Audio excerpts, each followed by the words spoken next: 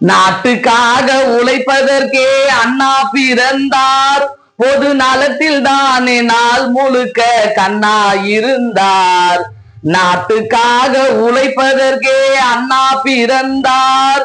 பொது நலத்தில் தானே நாள் முழுக்க கண்ணா இருந்தார். ஏற்றுக்கொண்ட பதவிக்கெல்லாம் பெருமையை தந்தார்.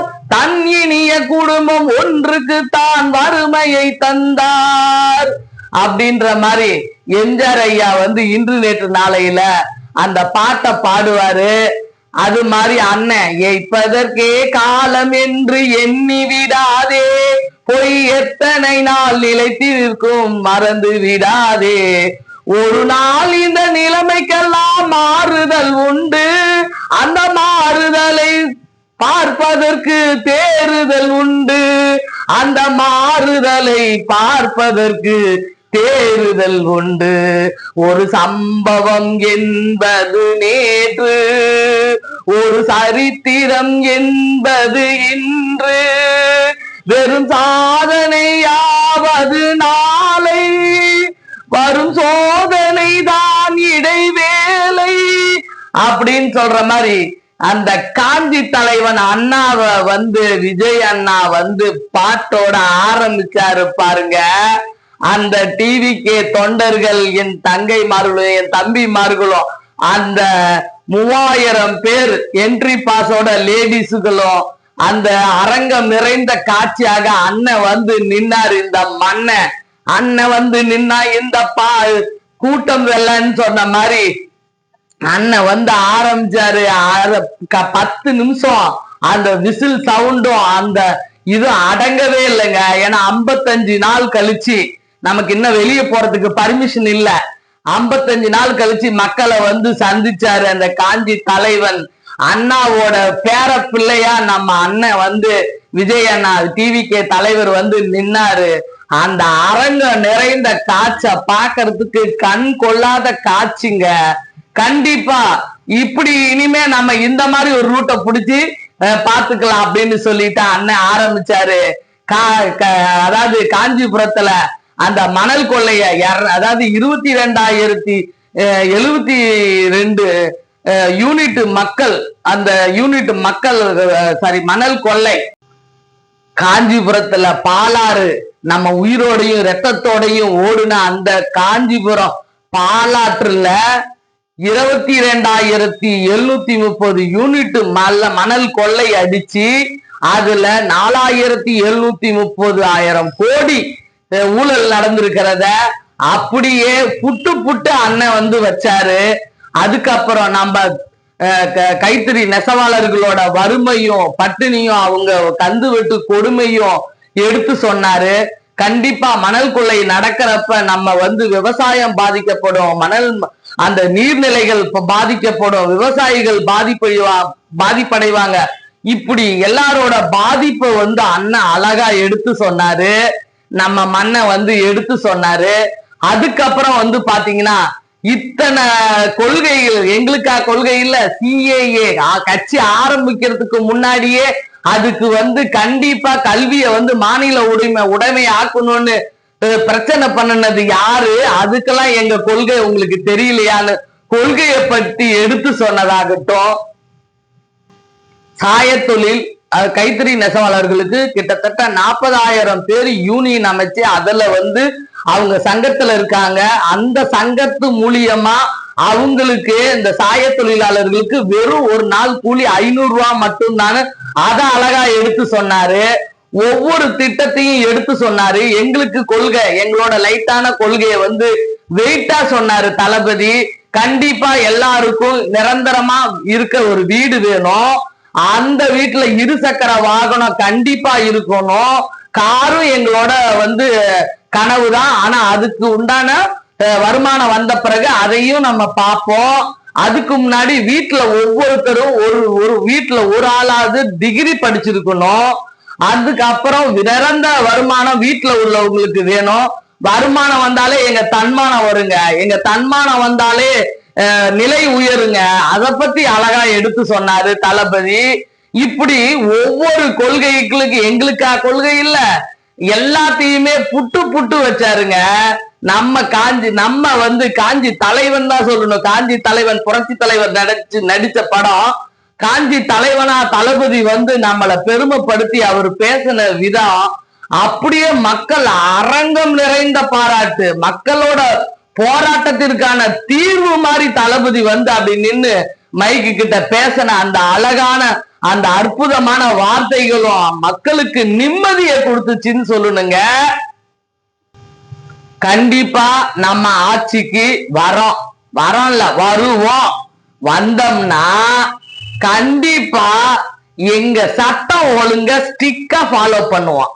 இப்ப இங்க அண்ணா யூனிவர்சிட்டியில நடந்த ஒரு மாணவி கற்பழிப்பாகட்டும், கோயம்புத்தூர்ல இந்த கற்பழிப்பாகட்டும், இந்த மாதிரி எதுவும் நடக்காம இருக்க சட்டம் ஒழுங்க சீர்படுத்தினாலே என் பெண்கள் பாதுகாப்பாகவும் தைரியமா வெளியே போகணும். அதுக்கு நம்ம டிவிக்கே வரணும். நம்ம வந்த பிறகு அதை கையில எடுப்போம்னு அந்த அழகா எடுத்து சொன்ன அந்த விதமாகட்டும். கண்டிப்பா நான் அப்பயும் சொல்றேன், இப்பயும் சொல்றேன், எப்பயுமே சொல்றேன், நம்ம விஜய் அண்ணா இந்த அரசியலுக்கு வந்தது நமக்கு நல்லது நல்லது நல்லது செய்ய மட்டும்தான். வேற எந்த நோக்கமும் இல்ல, எங்களுக்கு வேற எந்த அஜெண்டாவும் இல்லைன்னு அதையும் போல்டா உடைச்சு சொன்னாரு. அதெல்லாம் ஒரு தலைவன் பொறுப்பு வந்துருச்சுன்னா மக்களை எவ்வளவு உற்று நோக்கி பாக்குறாருன்றத நம்ம அழகா ஆணித்தரமா நம்ம புரிஞ்சுக்கலாம். அண்ணன் அந்த அளவுக்கு சிறப்பா சொன்னாரு. கண்டிப்பா தன்னோட வழிகாட்டியா நினைச்ச எம்ஜிஆர் ஐயா தன் கட்சி தொடங்கினப்ப அறிஞர் அண்ணாவை அந்த சின்னத்துல அவரு இடம் பிடிச்சிருந்தாரு கொடியில. அதுதான் அவர் செய்த வழிகாட்டிக்கு உண்டான தன்னோட வழிகாட்டியா எடுத்ததுக்கு சிறப்புன்னு அந்த விஷயத்த சொன்னாரு. ஆமாங்க, அதே மாதிரி மர்ம யோகியில கரிகாலன் கேரக்டர் நம்ம புரட்சி தலைவர் நடிச்சிருப்பாரு. குறி வச்சா தவற மாட்டான், தவறுனுச்சுன்னா குறி வைக்க மாட்டான் அப்படின்ற அந்த வசனத்தை அழகா எடுத்து சொன்னாரு. இது புரிஞ்சவங்களுக்கு புரிஞ்சா போதுன்னு சொன்னாரு. கண்டிப்பா எல்லா அரங்கத்திலயும் நான் ஒண்ணு சொல்லுவேன் ரிப்பீட்டடா, அதை இப்ப நீங்க சொல்லுங்கன்னு சொன்னோன்னே மக்கள் ஒண்ணு டிவிகே இன்னொன்னு டிஎம்கே அப்படின்னு சொல்லி அண்ணன் மனச டிவிகே தொண்டர்களும் என்னோட தங்கைமார்களும் தம்பிமார்களும் என் பெண்கள்மார்களும் பெருவாரியா அப்ளாஸ் அந்த வார்த்தைகளை சொன்னப்ப அவ்வளவு உற்சாகப்பட்டாரு. கண்டிப்பா மக்கள்னா என்ன, உங்களுக்கு என்ன தற்குறிகளா? அப்ப இவ்வளவு நாளா அவங்க கிட்ட இருந்து தானே நம்ம ஓட்டு வாங்கணும். அப்ப நம்மளாம் தற்குறிகள் இல்லையா? அப்ப அதே மக்கள்கிட்ட ஓட்டு வாங்கின நீங்க அவங்களுக்கு காட்டுற நன்றியையும் மரியாதையும் இவ்வளவுதானா? அதே தற்குறிகள் சொன்ன அந்த மக்களோட மனம் மாற்றம் கண்டிப்பா அரசியல்ல இது ஒரு பெரிய ஆச்சரியக்குறியா இருக்கும் அப்படின்னு சொல்லி, இது தமிழ்நாடு மாற்றத்துக்கான அறிகுறின்னு அதையும் எடுத்து சொல்லி மக்களுக்கு தற்குறிக்கு ஒரு விளக்கம் சொன்னாரு பாருங்க. ஆமாங்க, நம்ம தற்குறி கூட்டமா இருந்ததாலதான் நன்றியையும் அன்பையும் அவங்க மறந்துட்டாங்க. அந்த தற்குறிக்கு ஒரு விடைய அண்ணன் எடுத்து சொன்ன விதமாகட்டும். கண்டிப்பா இந்த தற்குறிகள் ஒரு நாள் உங்களுக்கு அரசியல்ல விடை பெற்று அடையாளமே தெரியாத ஒரு ஆச்சரியக்குறியா மாறுறதுக்கு வெகு காலம் இல்லைன்ற மாதிரி அதையும் எடுத்து சொன்னாரு. ஆமாங்க, மக்கள் என்னைக்குமே ஒரு தற்குறின்னு சொன்னவங்க அந்த தற்குறிக்காரவங்கள்ட்ட ஓட்டு வாங்கி நீங்க ஜெயிச்ச நீங்களும் ஒரு தற்குறின்னா அப்ப அந்த தற்குறி கூட்டங்கள் கண்டிப்பா ஆச்சரியக்குறியா மாற்றாது. தமிழ்நாட்டோட மாற்றத்திற்கான ஆச்சரியக்குறியா ஏன் மாற்றாது? சும்மா லாஜிக்கே இல்லாம தற்குறின்னு சொல்லிக்கிட்டு. ஆமாங்க, குறி வச்சா தவற மாட்டாரு விஜய் அண்ணா. தவறுனுச்சுன்னா குறி வைக்க மாட்டாரு. அதுதாங்க நம்ம அப்படிதான் புரிஞ்சுக்கணும். அந்த அளவுக்கு அழகா எடுத்து மக்களோட பிரச்சனைகளை எடுத்து சொல்லி கண்டிப்பா நீங்க இந்த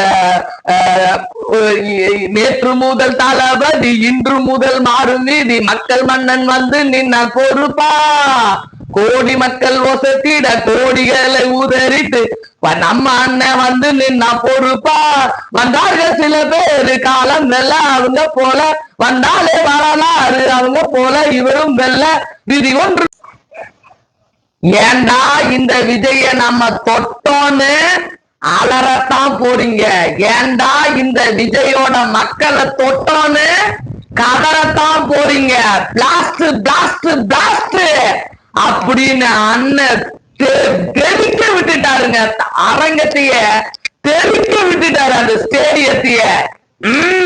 வெல்க டிவிக்கே, வெல்க டிவிக்கே. நாளைய தமிழக முதல்வர் விஜய் அண்ணா வெல்க, வெல்க வளர்க. விதி ஒன்று உருவாகும், இவர் பேரு உயிராகும், தமிழ்நாடே ஆடி போகும், நாளை ஒரு தீர்ப்பு வரும். உங்கள் விஜய், உங்கள் விஜய் உயிரென வர நான், உங்கள் விஜய், உங்கள் விஜய் எளியவன் குரல் நான்.